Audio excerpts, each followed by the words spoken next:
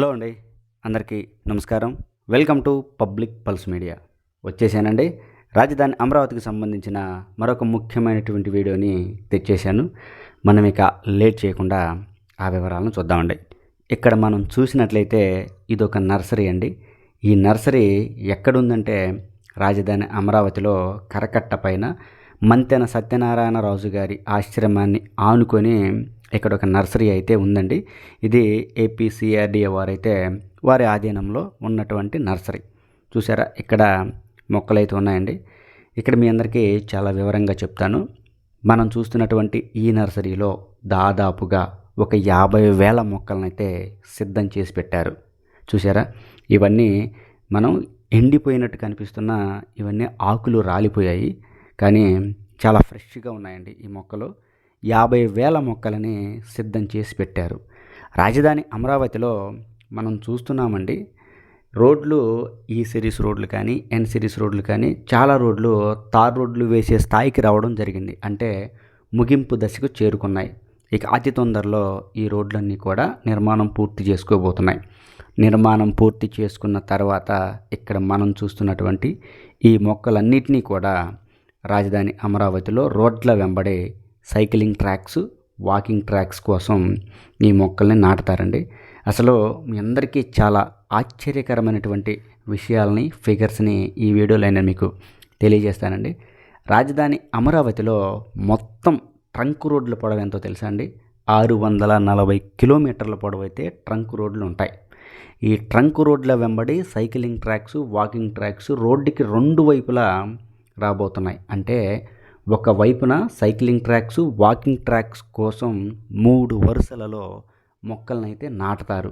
అంటే రోడ్డుకి 2 వైపులా ఈ విధంగా 6 లైన్లుగా మొక్కల్ని నాటుతారు. అంటే ఎన్ని మొక్కలు అవసరమవుతాయో చూసారా. అందుకోసమే ఇక్కడ మనం చూస్తున్నటువంటి ఈ నర్సరీలో ఇప్పటికీ ఒక 50,000 మొక్కలనైతే సిద్ధం చేసి పెట్టారు. రాబోయే వర్షాకాలంలో మొత్తం 8 లక్షల మొక్కలనైతే రాజధాని అమరావతిలో నాటబోతున్నారు. అంటే చూసారండి, రాజధాని అమరావతిలో మొక్కలకి ఎంత ప్రిఫరెన్స్ ఇచ్చారో, గ్రీనరీకి ఎంత ప్రాధాన్యతనిచ్చారో మనం అర్థం చేసుకోవచ్చు. వర్షాకాలం అనేది మొక్కలు పెరగడానికి, బ్రతకడానికి, ఎదగడానికి చాలా అనుకూలమైనటువంటి వాతావరణం. కాబట్టి రాబోయే వర్షాకాలానికి 8 లక్షల మొక్కలనైతే సిద్ధం చేస్తూ ఉన్నామని ఈ నర్సరీ నిర్వాహకులైతే చెప్తూ ఉన్నారండి. అంతేనా, ఈ ట్రంక్ రోడ్ల పొడవే 640 కిలోమీటర్లు ఉంటే ట్రంక్ రోడ్ల మధ్య వచ్చేటువంటి డివైడర్ల పొడవు ఎంతో తెలుసండి? డివైడర్స్ ఉంటాయి కదా, రోడ్లను వేరు చేసేటువంటి డివైడర్స్. ఆ డివైడర్స్ పొడవు 450 కిలోమీటర్లు అయితే ఉండబోతుంది. ఈ 450 కిలోమీటర్లలో కూడా పూల మొక్కలని నాటబోతున్నారు. అంటే చూడొచ్చండి, అసలు ఎంత గొప్పగా ప్లాన్ చేశారో మనం అయితే అర్థం చేసుకోవచ్చు. మామూలుగా అయితే డివైడర్స్ మధ్యలో మొక్కలు నాటడం అనేది మనం అందరం కూడా చూసే ఉంటాం చాలా రోడ్లలో. కానీ రోడ్ల పక్కనే వాకింగ్ ట్రాక్స్, సైక్లింగ్ ట్రాక్స్ నిర్మాణం అనేది మనం అమరావతిలోనే చూడబోతున్నామండి. ఇక అంతే మాత్రమే కాదండి, రాజధాని అమరావతిలో 12 జోన్లుగా రైతులకు ఇచ్చేటువంటి రిటర్నబుల్ ఫ్లాట్స్ని డివైడ్ చేశారు. ఈ 12 జోన్లలో కలిపండి మొత్తం 497 చిన్న చిన్న పార్కులని నిర్మించబోతున్నారు. ఈ 497 చిన్న చిన్న పార్కుల మొత్తం విస్తీర్ణం 1600 ఎకరాలు.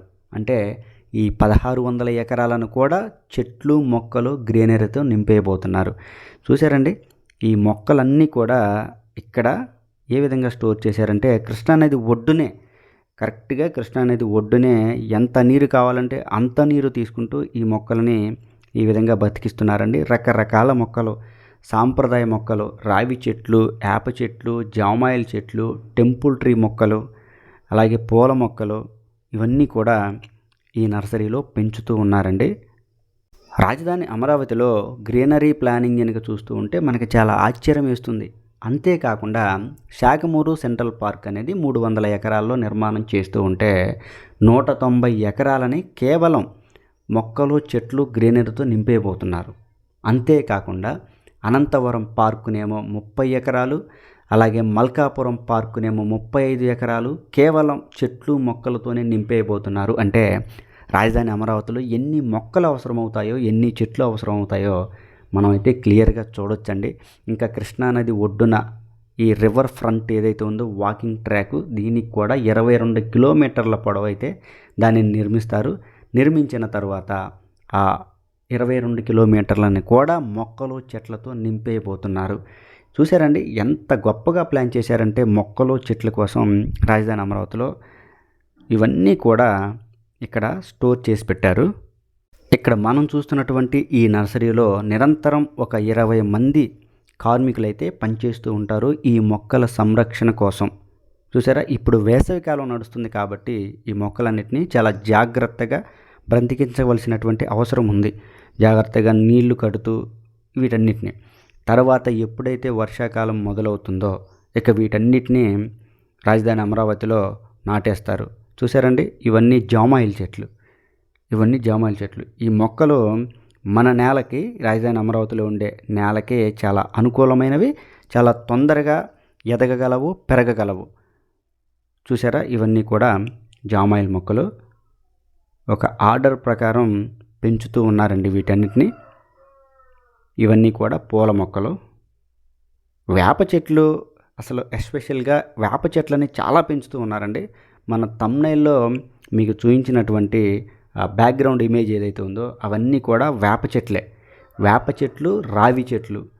అసలు ఒక గొప్ప మాట ఏంటంటే అండి, ప్రపంచ ఆరోగ్య సంస్థ చెప్తున్నటువంటి లెక్కల ప్రకారం ఒక సిటీలో ఎంత పర్సంటేజ్ గ్రీనరీ మొక్కలు ఉండాలి అని కనుక మనం చూసినట్లయితే 30% ఆ గ్రీనరీ చెట్లు ఉండాలని ప్రపంచ ఆరోగ్య లెక్కలు చెప్తూ ఉన్నాయి. దానికి అనుకూలంగానే రాజధాని అమరావతిలో 30% భూభాగాన్ని మొక్కలు, చెట్లు, గ్రీనరీతో నింపేయబోతున్నారండి. అంటే ప్రపంచ ఆరోగ్య లెక్కల్ని ఫాలో అవుతున్నామని మనం క్లియర్గా చెప్పుకోవచ్చు. చూసారా, మొక్కలు మనం ముందే చెప్పుకున్నాం కదండి, 8 లక్షల మొక్కల్ని వర్షాకాలంలో నాటబోతున్నారు అని. ఈ ప్రాసెస్ అనేది ఇంతటితో ఆగదండి, ఇంకా చాలా మొక్కలు నాటుకుంటూ వెళ్తారు. వర్షాకాలం నుంచి మొక్కలు పెరగడానికి అనుకూలంగా ఉంటుంది కాబట్టి ఇక అక్కడి నుంచి మొక్కలు నాటుకుంటూ వెళ్తారు. అమరావతి మొత్తాన్ని 30% గ్రీనరీతో నింపే వరకు మొక్కలు నాటుకుంటూనే వెళ్తారండి. చూడొచ్చు మొక్కలు. ఇదండి ఈ వీడియో గురించి పూర్తి వివరణ. ఈ వీడియో కనుక మీ అందరికీ నచ్చినట్లయితే లైక్ చేయండి, షేర్ చేయండి, కామెంట్ సెక్షన్లో మీ అభిప్రాయాన్ని ఖచ్చితంగా తెలియజేయండి. దయచేసి పబ్లిక్ పల్స్ మీడియా ఛానల్ని సబ్స్క్రైబ్ అవ్వండి. రాజధాని అమరావతికి సంబంధించి ప్రతి అప్డేట్ని నేను మీ ముందుకు తీసుకొస్తాను. ఇవన్నీ కూడా రావి చెట్లు. చూసారండి, రావి చెట్లు ఇవన్నీ. వెదరు చెట్లను కూడా పెంచుతూ ఉన్నారు. చూడొచ్చు, ఇవన్నీ కూడా మొక్కలు. అందరికీ మరొకసారి నమస్కారం. దయచేసి పబ్లిక్ పల్స్ మీడియా ఛానల్ని సబ్స్క్రైబ్ అవ్వండి. మనం చూస్తున్నది నర్సరీ కాబట్టి ఈ నర్సరీలో చెట్లు ఎక్కువగా ఉంటాయి కాబట్టి ఈ చెట్లపైన పక్షులు చాలా ఉన్నాయండి. అవి చాలా ముద్దుగా అరుస్తూ ఉన్నాయి. ఆ వాయిస్ని ఇప్పుడు మీకు నేను వినిపిస్తాను.